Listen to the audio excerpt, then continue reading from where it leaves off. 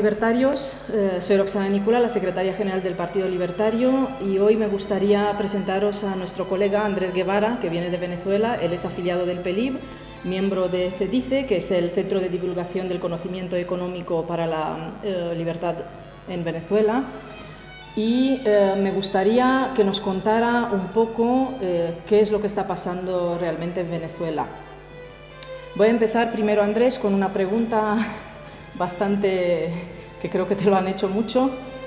¿Por qué crees tú que ha habido esta involución tan drástica en Venezuela? Muchísimas gracias, ante todo, pues, Roxana, por la invitación a esta entrevista. Y bueno, también gracias a la audiencia por tomarse la molestia de compartir pues, todo este tiempo con nosotros. La razón por la cual había una involución en Venezuela, digamos, de las libertades individuales, básicamente es por el hecho de que se pensó en un momento dado que todo estaba garantizado y se dejaron de cuidar de alguna manera los fundamentos esenciales de lo que nosotros entendíamos que era la esencia de nuestra vida, de nuestro vivir. Si bien es cierto que, digamos, ya para 1998, año en el cual Hugo Chávez llega al poder a través de las elecciones democráticas, había muchísimas situaciones que podían de alguna manera entenderse como el colapso del sistema. No se tomaron los correctivos indicados, que eran los necesarios, y de alguna manera las bases de lo que era el funcionamiento del sistema estaban totalmente socavadas. La gente, producto de su indiferencia, hubo una indiferencia ciudadana muy grande, aunada a una sensación de hastío de lo que estaba sucediendo en el país, condujo a lo que de alguna manera se entendió en su momento iba a ser una solución, no voy a tildarlo de milenarista, pero sí de solución mágica, en la cual pues, todos los problemas que estaba padeciendo el sistema venezolano iban a ser pues, repelidos mágicamente por las promesas de un movimiento que buscaba, o esa fue siempre su consigna, acabar con los fundamentos de un sistema que evidentemente ya daba síntomas de colapso, ¿no? ¿Tú crees que también pudo haber influenciado el hecho de que en la sociedad venezolana no hubiera una alternativa al sistema, digamos, más socialdemócrata, más convencional que hasta entonces reinaba, una alternativa más que realmente abogara por un libre mercado, por el orden espontáneo, porque los ciudadanos pudieran hacerse sus proyectos vitales e intercambiar libremente y no a través del intervencionismo de las políticas estatales? ¿Crees que puede también haber influido en cierta medida? Y no, vegetablemente, si tú analizas la situación de Venezuela desde el año 1958, incluso antes, desde el 47, para hacérselo más sencillo, buena parte del siglo XX venezolano, el hecho de que el Estado estuviera presente tal y como estuvo dentro de Venezuela lo condujo a su hipertrofia. Entonces los cometidos fundamentales del Estado no eran eficientes al momento de ser desarrollados. Entonces llegó un momento en el cual pues básicamente lo que tú quieres hacer, porque las intenciones están allí, o fueron, digamos, las intenciones que tenían de querer mejorar la calidad de vida de los ciudadanos, de alguna manera se hicieron inviables. Como consecuencia de eso, el Estado fue creciendo más y más, aunado además a peculiaridades propias del sistema venezolano, entiéndase, digamos, el ingreso petrolero propio, la idea de que el venezolano como tal era incapaz de producir su propia riqueza. También se vivió mucho el espejismo de que el país era rico, pero la riqueza estaba mal distribuida, que es prácticamente un dogma que está sentado en el tejido social venezolano. Ha hecho que la promoción de ideas, si se quiere, de corte libertario, hayan llegado muy tardías, pues, ¿no? Hubo un grupo de personas que sabía que precisamente lo que yo llamo la hipertrofia del Estado estaba conduciendo al caos y que de alguna manera, el único modo de solucionar esto era a través de la promoción de un pensamiento mucho más proclive a la defensa de la libertad individual, pero fue muy tarde y eso es algo que, digamos, hay que alertarlo. O sea, sí había conciencia en un grupo importante de personas, pequeños si se quiere, pero importante en cuanto a su formación, de que el camino que estaba llevando el país está de alguna manera extraviado y que no era por allí que había que seguir, que había que de alguna manera promocionar la libertad tanto económica, porque había que hacerlo, pero al mismo tiempo la libertad política. Te pongo un ejemplo. las elecciones para gobernadores y alcaldes en Venezuela no se hicieron, digamos, por votación universal, directa y secreta, sino hasta el año 1989, que eso es casi, digamos, si tú te pones a ver que nosotros tenemos un sistema democrático desde el año 58, digamos que siempre se había hablado del año 58 como el punto de ruptura, digamos, de todo lo que era el pasado de gobiernos o regímenes militares, con, bueno, espacios muy puntuales de excepciones. Tú te das cuenta de que hasta qué punto la participación ciudadana había sido efectiva dentro del plano político. O sea, en 89 estamos hablando 30 años después, lo cual es algo considerable. Pero al mismo tiempo tenías, dentro del ámbito económico, una protección muy grande de la industria interna, barreras arancelarias muy grandes, controles de cambio, controles de precio, que, valga la redundancia, han sido después replicados por el régimen del llamado chavismo. Entonces, si tú estudias la historia económica de Venezuela, te das cuenta que no ha sido una historia en la cual haya habido una promoción de la libertad individual, de la libertad económica y la libertad política, sino que por el contrario pareciera que esa ha sido la excepción.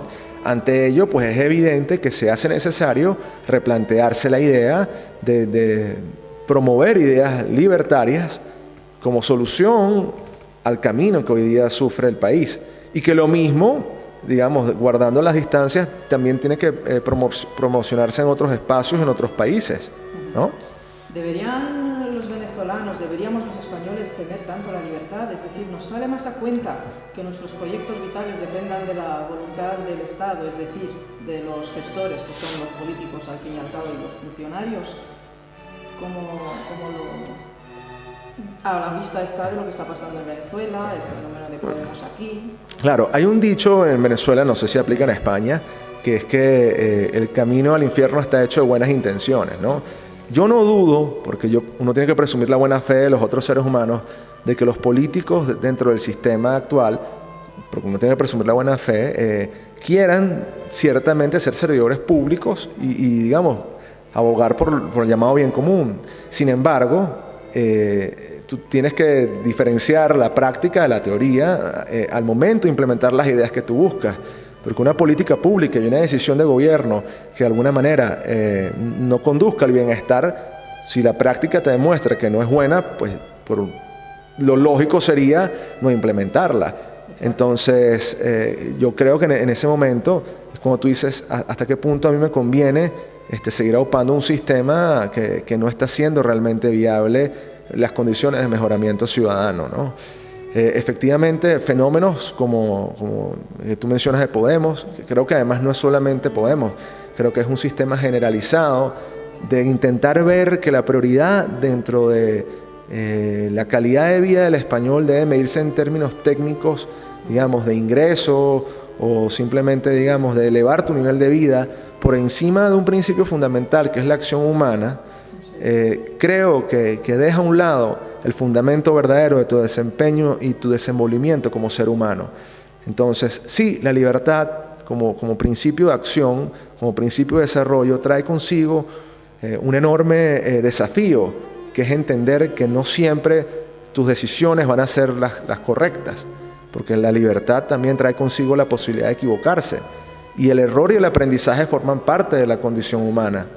Entonces, en ese contexto, pues lógicamente ser libres no siempre es agradable, porque ser libres implica precisamente asumir no solo responsabilidad, sino asumir las consecuencias de las decisiones que tú en responsabilidad tomas, que no siempre son buenas. Entonces, por supuesto que tú, para tomar decisiones lo más responsable posible, necesitas tener la mayor cantidad de información a la hora de tomar decisiones. Y eso es importante, pues por supuesto como premisa. Sin embargo, al final del día, la libertad como fundamento de esa toma de decisiones te hace mucho más humano, creo yo, que el hecho de estar dependiendo de un tercero, llámese Estado, además que el Estado como abstracción sigue estando dotado de individuos que son quienes toman decisiones. Sí, son quienes se equivocan, y claro, se equivocan no solamente para ellos mismos, sino se equivocan y sus implicaciones afectan a toda la sociedad. Obviamente por el hecho de que están dotados de un puerco activo y de una, si se quiere, una autoridad que precisamente es lo que los constituye como gobierno. Entonces, porque uno como individuo tiene que estar pagando el costo de las equivocaciones que cometen otros individuos investidos de una autoridad que se fundamenta precisamente en un pacto que no siempre va a desarrollarse de la manera más idónea. Entonces sí, ser libres tiene un costo, indudablemente, pero el hecho de que otros decidan por ti no te asegura además que tú vas a estar exento de las equivocaciones de terceros. Entonces creo yo que indudablemente pareciera que es mucho más moralmente justificable el hecho de tomar decisiones desde el punto de vista de la libertad propia. Ahora vamos a intentar bajar un poco más en el terreno práctico, que es lo que nos gusta mucho a los libertarios que hacemos activismo político, como ocurre con el Partido Libertario. Me gustaría que me contaras un poco en qué consiste un día en la vida de un venezolano de a pie. Suponemos que es una persona que pueda tener una familia, unos niños en edad escolar, que no provienen de grandes familias adineradas, que son clase media, pues ya incluso clase baja. ¿Cómo se desarrolla la vida en la Venezuela chavista actual, la Venezuela de Maduro, en el paraíso socialista que ha promovido pues, los ideólogos del movimiento, que los tenemos aquí en España y que vamos viendo cómo van creciendo? Esa es una excelente pregunta porque muchas veces los órganos de propaganda del gobierno te muestran que básicamente tú puedes ir a un mercado y vas a ver el mercado repleto de yogur, por ejemplo. Punto fundamental para responder esta pregunta es que no importa el tipo o la condición social que tú tengas, porque invariablemente, digamos, en la pluralidad de seres humanos que existen dentro de Venezuela, no importa tu clase social, de alguna manera u otra tú te has visto afectado en tu día a día como consecuencia del socialismo. Seas el empresario más encumbrado, si se puede llamar así, o la persona de más bajos recursos, ¿ok? ¿Por qué? Porque si tú eres una persona encumbrada, si se quiere, todo lo que es el ingreso, si se quiere, de tu vida, está condicionado por el factor de seguridad, ¿ok? Entonces, no es verdad que las personas que estén, digamos, con una gran cantidad de dinero, que además muchas veces están ligados al Estado, porque eso es bueno aclararlo, o sea, los grandes negociantes muy probablemente tengan contratos con el Estado, precisamente porque la riqueza está desarrollada dentro de todo el corpus gubernamental, no están exentos de eso. Muchos funcionarios del gobierno, y eso es notorio y puede ser incluso difundido en prensa, han sido, y sus familiares, sujetos de secuestro, sujetos de inseguridad, delitos como robo, lo cual quiere decir que incluso la cúpula del gobierno, que tanto, digamos, pregona la felicidad dentro del Estado, pues vive o rodeada de escoltas o bajo un gran aislamiento de lo que pudiera ser la vida de un día a día de un ciudadano que pudiera estar, qué sé yo, caminando por Madrid o por Salamanca, sin, digamos, esa preocupación de que tengas tú que estar paranoico que te fueran a robar. Pues no, el índice de criminalidad es altísimo. Venezuela hoy día tiene alrededor de 73 muertes por cada 100.000 habitantes, y eso es algo bastante fuerte, sobre todo si se toma en cuenta que en países europeos el ratio creo que es mucho menor. Dicho esto, sí procedo a descubrir lo que tú llamas un ciudadano medio de a pie. Es lógico que lamentablemente el grado de escasez y el grado de dificultad que desarrolla un ciudadano medio es harto complejo. La mayoría de los productos, como consecuencia del control de precios, no están disponibles todo el tiempo en las estanterías. Llámese productos de necesidad básica, ¿no? Tanto medicinas como alimentos, lo cual entonces te da a ti en un día a día la posibilidad de comprarlos bajo el número que tú tengas en tu terminal de cédula, ¿no? Entonces, por ejemplo, a mí el miércoles, mi cédula termina en 5, a mí me toca ir los miércoles, entonces yo tendría que ir el miércoles a comprar el producto que esté disponible bajo el precio regulado. Tú pudieras comprar un producto de cualquiera en el mercado negro, porque lo hay, el llamado bachaquerismo, ¿no? Que básicamente son vendedores que venden a precios más cercanos a lo que sería un factor especulativo en cuanto a que, digamos, la tendencia del mercado te dice que por allí debería ir. Muchas veces los precios de los bachaqueros están por encima del precio internacional si tú sacas el diferencial de cambio, ¿no? Aunado, por supuesto, un tema de escasez.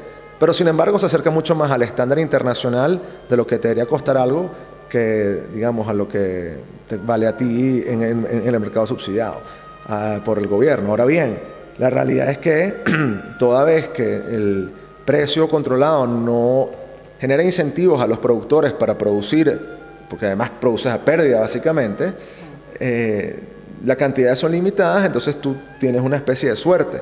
Un día puedes conseguir pasta de dientes, al otro día consigues jabón y al otro día consigues, qué sé yo, como si fuera una rifa. Sí, es básicamente una rifa. Entonces, en la práctica, la gente lo que ha hecho es que, bueno, hace una especie de permuta, de trueque, que, o sea, tú agarras y entonces tú, por ejemplo, tienes una harina y la intercambias por un azúcar. Entonces, esto es bastante estacionario porque hay días o hay temporadas en las cuales se consigue mucha pasta de dientes, pero no se consigue nada de pan, de harina. Entonces, por ejemplo, ahorita, antes de yo venir acá de visita, de alguna manera el producto escaso era el pan. Entonces, probablemente el gobierno afloja algunas divisas porque hay un control de cambios, por supuesto. Y entonces, una vez que afloje las divisas para el trigo, empezará a escasear el azúcar nuevamente. Pero no hay un pleno abastecimiento, digamos, de los bienes y servicios. Y esto es tan real que incluso el propio gobierno ha emitido las llamadas bolsas CLAP, que son una especie de combos, si se quiere, de alimentos y productos de primera necesidad, que lo distribuye en las zonas más populares, las barriadas venezolanas, como reconocimiento expreso, por supuesto, a el alto costo de la vida y a la existencia notoria de la escasez de esos productos, porque si no, no los estuviera prácticamente regalando. Entonces las personas, de alguna manera, que, digamos, no logran conseguir el mercado o lo que sea, se afilian a estos CLAP, o sea, se le otorga a estos CLAP y de alguna manera logran paliar su situación. Al mismo tiempo, o sea, y esto en cuanto al tema tal vez que es más emblemático desde el punto de vista mediático, si se quiere, pues no. Pero al mismo tiempo, digamos, hay un colapso generalizado en lo que es la provisión de bienes y servicios a toda escala, pues. O sea, el transporte, por ejemplo, público, el metro de Caracas, yo vengo de Caracas, pero las ciudades que tienen metro, Caracas es una de ellas, no hay muchas más, pero Caracas es una de ellas. Tú tienes que sufrir, digamos, el colapso del sistema. Los vagones, por ejemplo, no se dan abasto.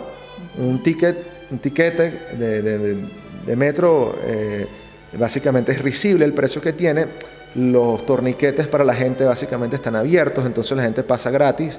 Es decir, son lo que en economía se llamaría free riders, pero que además no hay ningún tipo de mantenimiento de las unidades. Entonces hay una sobredemanda del subterráneo y básicamente no funciona con eficiencia.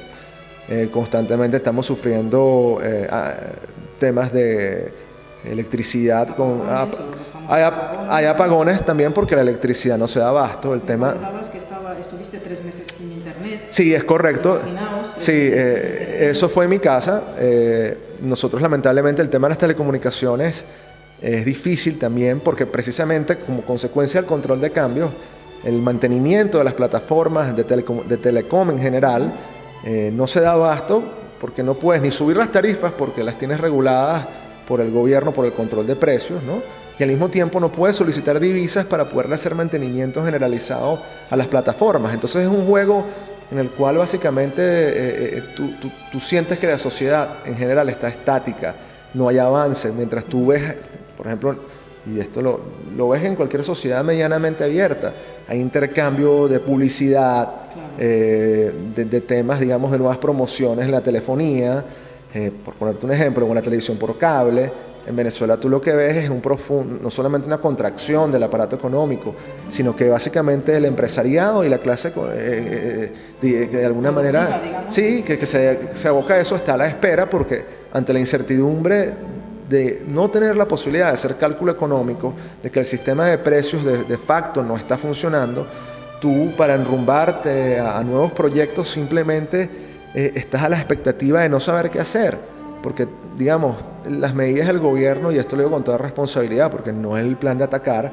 por ejemplo, en el tema cambiario han sido muy erráticas. Se ha hablado de desarrollar nuevos sistemas, en el caso del DICOM, que desde el año 2016 se dijo que iba a entrar en funcionamiento, nunca entró. Entonces, lo que uno percibe, ya siendo, digamos, ni siquiera proselitista, sino un simple veedor, es ¿hacia dónde me estoy dirigiendo? O sea, ¿cómo es posible que tú prometas algo, desarrolles la regulación para ello? Porque el convenio cambiario 35 está allí, o sea, tú lo puedes buscar en Gaceta Oficial y no hay manera de implementarlo. Entonces tú dices, te lleva a ti a un sistema, digamos, de control, pero además de un control al cual tú no tienes manera alguna de bandazos que genera... Va a bandazos producto de la misma incertidumbre de la imposibilidad de la acción humana bajo esas circunstancias. Entonces, un venezolano de a pie, por supuesto, tiene colapso de servicios de salud, colapso de servicios educativos.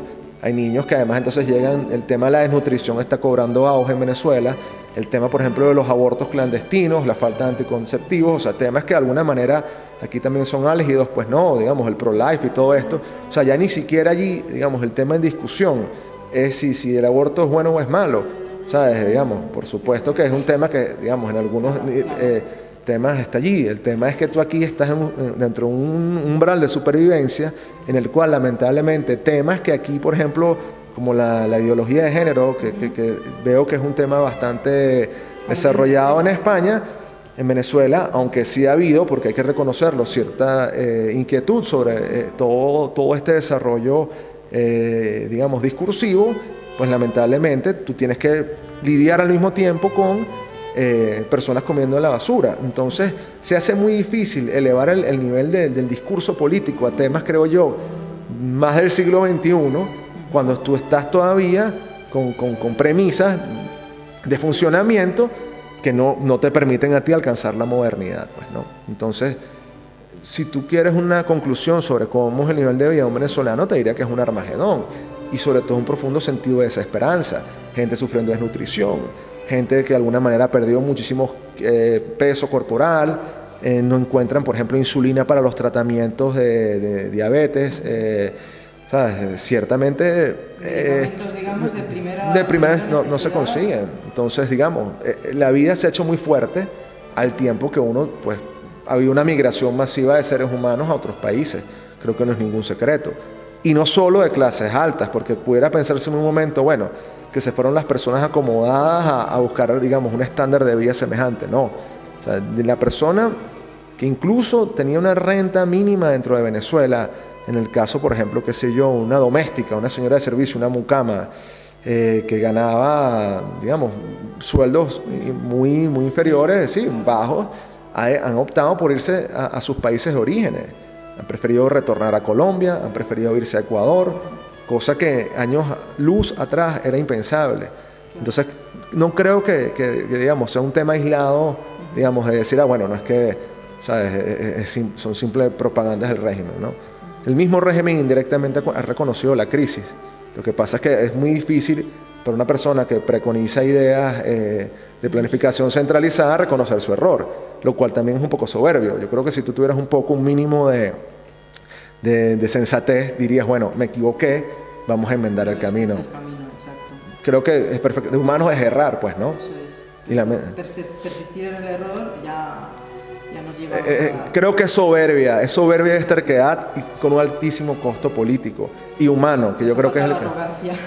Totalmente, así es. Muchísimas gracias, Andrés. Una última pregunta, un poco porque como bien conoces tu partido, pues somos un partido muy abocado a las nuevas tecnologías, muy favorables de la economía compartida, de la sharing economy, del free banking, de la moneda libre.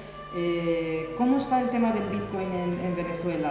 ¿Hay mineros? ¿Qué es lo que hacen para poder seguir viviendo? A ver, no, claro, evidentemente, bueno, lo primero es que, sí, fíjense una cosa, el control de cambios en Venezuela ha traído consigo que la gente de alguna manera se las ingenie para intentar obtener moneda extranjera, porque a diferencia de lo que pasa, bueno, imagino yo en Madrid, lo he visto estos días acá, que tú vas a una casa de cambio y tú puedes obtener la cantidad de moneda extranjera que tú desees. Simplemente, bueno, en mi caso me pidieron mi pasaporte y bueno, dijeron ahí, firmé un voucher, ¿no? En Venezuela no funciona así, la libre convertibilidad del bolívar no está permitida y tú toda transacción que hagas dentro de la compra y venta de bolívares sin autorización de los mecanismos desarrollados por el Banco Central de Venezuela y por el CENCOEX, lamentablemente, pues están penadas por ley. con las sanciones que traen, tanto de reintegro y en algunos casos pues sanciones penales. Entonces, pues por supuesto que... ¿A partir de cuánto se aplica sanción penal? No, es que no es un tema, no hay un monto, simplemente hay una norma general, bueno, no tengo la norma aquí, pero básicamente el supuesto de hecho te dice, la compra y venta de divisas que tú realices a través de medios, a través de medios que no sean los medios oficiales para la compra y venta de divisas, que desarrollados tanto por el Banco Central de Venezuela como por el Centro Nacional de Comercio Exterior, que es el CENCOEX, que es la institución que suplió a CADIVI, que era la Comisión para la Administración de Divisas, será penado con las sanciones que den al lugar. Pues no puede haber sanciones de prisión. Normalmente hay un estándar que es que, digamos, $10,000, por ejemplo, se utilizan, que si tú no declaras ese monto, pues también vas a tener, digamos, ciertas sanciones. Pero el hecho, así sean $10, teóricamente, que tú compres o vendas fuera del mercado, de alguna manera te hace a ti delincuente. Un delito, sí, claro. Eso no quiere decir, y perdón que esto sí creo aclararlo, que el bolívar sea una moneda de curso forzoso. El propio Tribunal Supremo de Justicia ha reconocido que las obligaciones de moneda extranjera pueden ser reconocidas dentro de la República. El tema es que, digamos, su pago y digamos, su liberación tiene que hacerse dentro del sistema o aguas afuera, porque, digamos, el control de cambios tiene en principio una extensión territorial. Bueno, dicho esto, porque claro, la idea tampoco es aleccionarlo sobre el tema de cómo funciona la moneda en Venezuela, pero es importante que tengan un contexto. La gente, evidentemente, dado la brecha que existe entre los tipos de cambio oficiales, que actualmente son dos, está el DIPRO, que es 10 bolívares por dólar, y el DICOM, que en este momento se ubica cercano a los 715 bolívares por dólar. Existe un tercer tipo de cambio que está penado en Venezuela decirlo y usarlo en las transacciones, incluso con cárcel, pena de prisión, porque se dice que, digamos, es un tipo de cambio especulativo que distorsiona la economía, que es el tipo de cambio negro. Ese tipo de cambio es muy fluctuante, pero hoy día está alrededor de 7 veces más de lo que está el tipo de cambio de DICOM. Entonces, por supuesto que la economía o cualquier persona que tenga $100, por ponerte un ejemplo, se va a sentir hipermillonario en Venezuela porque los sueldos y salarios no están, digamos, a la par del valor del paralelo. Claro. Entonces, pero la economía de facto toma en muchos de sus aspectos ese tipo de cambio referencial. Entonces, por supuesto, quien tenga acceso a moneda extranjera en Venezuela, pues va a tener una serie de prebendas que no va a tener el común de los mortales que no tiene acceso a la moneda extranjera. El Bitcoin como moneda, y ahí es donde voy, como moneda virtual, ha sido una forma, digamos, creativa para el desarrollo de la obtención de divisas, porque tú conviertes eso después en aguas afuera en cualquier otra divisa y de manera clandestina pues obtienes dólares. En el caso concreto de los mineros ha pasado algo muy curioso, que es que han sido perseguidos por el gobierno, porque bueno, la minería en Venezuela ha tenido un desarrollo importante, pero, digamos, al mismo tiempo que ha tenido un desarrollo, ha sido perseguida. ¿Por qué se ha desarrollado la minería en Venezuela? Bueno, primero porque genera incentivos desde el punto de vista económico a hacer bitcoins, porque de alguna manera, obtienes dólares. Pero al mismo tiempo, y esto también es culpa del gobierno, la electricidad en Venezuela es muy barata. Es muy barata porque está subsidiada y las tarifas no se han liberado. Entonces, liberado quiero decir que están acordes al valor de mercado para que se haga sustentable. La electricidad fue estatizada por el presidente Chávez, la electricidad de Caracas en su momento, y bueno, eso es un proceso largo de explicar, pero el punto es que el Corpoelec es una compañía nacional estatizada y el servicio eléctrico se provee por el Estado de manera poco eficiente y de paso, pues casi que regalada. Lo que piden aquí la mayoría de los claro. partidos socialistas. Pero ¿y qué ha pasado con eso como consecuencia? Bueno, que entonces tú tienes una cantidad de mineros clandestinos aprovechando el recurso, digamos, subsidiado, porque evidentemente dicen, bueno, genial, me pongo a minar porque tengo la electricidad muy barata. Y quienes sepan de minería sabrán que hace falta mucha electricidad para desarrollar, ¿no? Entonces, al mismo tiempo, se tratan como terroristas, como ciberterroristas a las personas que hacen minería, lo cual por completo es un despropósito económico, porque el Bitcoin simplemente pues lo que busca hacer es una moneda, o sea, tú no estás produciendo nada, digamos, clandestino, ni mucho menos. O sea, si tú tuvieras una economía libre, no tuvieras el control de cambio, tú pudieras tener y pagaras un valor por la electricidad que tú tienes dentro de tu estructura de costos que sea cónsono con el desarrollo de la minería, pues lógicamente no tendrías ningún problema. Entonces ciertamente creo que es algo bueno, ¿qué te puedo decir? O sea, es muy terrible. Al mismo tiempo, sin embargo, ha sido bueno, rescato el hecho de que se haya popularizado el Bitcoin. Tal vez si no hubiese control de cambios, mucha gente en Venezuela no tuviera la popularidad el Bitcoin que tuviera en otras sociedades, en Latinoamérica. Tú puedes pasar tengo amigos en otros países del mundo que han oído el Bitcoin, pero de refilón, no tienen el conocimiento que tenemos nosotros y que de alguna manera entonces nos ha hecho mucho más proclives a entender el mundo de las criptomonedas. Entonces son pequeños resquicios de libertad que están allí y que incluso nos tienen como referencia en el mundo como, wow, en Venezuela efectivamente el Bitcoin está allí como que dando la batalla en resquicios de libertad, pero indudablemente son perseguidos, ¿no? ¿Qué mensaje le transmitirías tú a la sociedad española, por un lado, pero sobre todo a los activistas libertarios, a nuestros activistas libertarios de aquí, a los libertarios de Venezuela, que están pues, ahí en las calles, en las concentraciones de estos días, que todavía son muy pocos, pero que necesitamos que se nos unan más? Bueno, yo te digo una cosa, Roxana. Si por mí fuera, o sea, es una de mis grandes aspiraciones, y espero yo pues que la vida me da la oportunidad de hacer mucho más activismo con ustedes, tanto dentro de España como fuera, pues, porque todavía pues vivo en Venezuela. Yo les diría que una de las grandes ventajas que tienen, digamos, el Partido Libertario como tal es que es el partido que es mucho más consistente con la crítica al sistema y las soluciones ante él. Porque no podemos llamarnos a engaños, es evidente que el sistema político español pues no está pasando por un proceso del cual uno pueda sentirse orgulloso, pero lo cierto es que las soluciones milenaristas, las soluciones que de alguna manera buscan eliminar las castas, pero estableciendo el control y los privilegios en manos de otro set de personas, y poner a otros, pero que el sistema siga. No es lo mismo, ¿sabes? Un poco lo que plantea la novela italiana El gato pardo, pues, ¿no? Cambiar todo para que siga todo estando igual. Entonces creo yo que una de las grandes ventajas que tiene el Partido Libertario es que de alguna manera promueve tanto la existencia de libertades económicas como políticas, que al final del día eso se trata de la libertad. O sea, la idea aquí no es caer en promover lo que yo llamo el falso dilema del liberal, que es, bueno, perfecto, yo promuevo libertades económicas, pero no soy consistente con la defensa de las libertades políticas. La libertad se da en todos los ámbitos. Entonces, yo creo que, y corrígeme si me equivoco, pero entiendo yo que el Partido Libertario, al menos en España, es el único partido que ha sido consistente con las dos. Entonces, y ha sido el único partido que además, de alguna manera, le está abriendo las tendencias a lo que yo entiendo que pudiera ser un entendimiento de la libertad mucho más cercano a lo que son sus fundamentos y alejado de un conservadurismo, por una parte, que creo que es muy cuestionable, porque le ha hecho un flaco favor a la defensa de la libertad y el entendimiento del progreso y de la humanidad como la acción humana en constante movimiento, que creo que es lo que es, y al mismo tiempo, pues al socialismo, o sea, que de alguna manera una y otra vez propuesto soluciones que lamentablemente en la práctica no son consecuentes con lo que uno desea.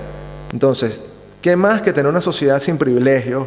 ¿Qué mayor deseo que tener una sociedad llena de prosperidad? ¿Y qué mayor deseo, digamos, de que uno pueda vivir en absoluto pues, desarrollo de su capacidad humana? Sin importar, digamos, cuál sea tu género, tu sexo, tu tendencia, tu color, tu piel, digamos, o sea, los grandes temas, tu religión, que hoy día afectan a la sociedad y que son temas universales, o sea, desde que la historia está allí. Entonces, el activismo que ustedes tienen aquí es invalorable, es invaluable. El hecho que puedan estar aquí de alguna manera pudiendo estar haciendo mucho más. Entonces, mi mensaje sería, no se queden apoltronados, digamos, no se queden simplemente en un café hablando de la belleza de la libertad. Es importante formarse académicamente, porque por supuesto que el conocimiento no cae en saco roto, pero al mismo tiempo no dejen que la calle deje de palpitar y escuchen su latido, porque precisamente, digamos, los cambios también se dan allí, escuchando a la gente, haciendo activismo de calle, y sobre todo porque mal que bien, si bien tú tienes un país con muchos problemas funcionales, todavía no tienes gente que te está lanzando cabillas o bombas al momento de hacer activismo. Entonces no permitas, que es el caso de Venezuela, que tengamos que estar nosotros jugándonos el pellejo, como se dice en criollo, no sé si esa expresión se usa aquí, pero que tengas que jugarte el pellejo para tener, digamos, un sistema de libertades mínimas. Aprovecha que todavía tienes hoy un sistema medianamente funcional que te permite a ti hacer activismo y entonces combate desde acá, pero la batalla de las ideas no solo desde la academia, desde el salón, desde el café, sino también en el día a día, hablando con la gente, entendiéndola y de alguna manera retando a las personas a precisamente cuestionarse el establishment, ese status quo, pero estatista, pero desde un punto de vista mucho más constructivo, en una libertad entendida en un sentido de amplitud. Creo que ese sería el mensaje, pues, ¿no? Y por supuesto, donde estés. O sea, de tu activismo estés donde estés. No solo, digamos, como un profesional, sino como estudiante, como ama de casa, como persona en tu espacio pequeño de libertad. Pero cada aporte cuenta. O sea, cada aporte cuenta porque cada acción, pues, suma, pues, ¿no? Creo que eso es lo que tienen que estar allí. Aprovechen esos espacios de libertad y motívense. Siéntanse orgullosos de esto y no dejen que la apatía y la indiferencia los consuma. Es así. Muchísimas gracias, Andrés. Muchas gracias, libertarios. Os veo pronto en las próximas actividades de activismo callejero que vamos a hacer. Y hasta entonces, sed consecuentes con vosotros mismos y seguid defendiendo el libertarismo en España. Gracias.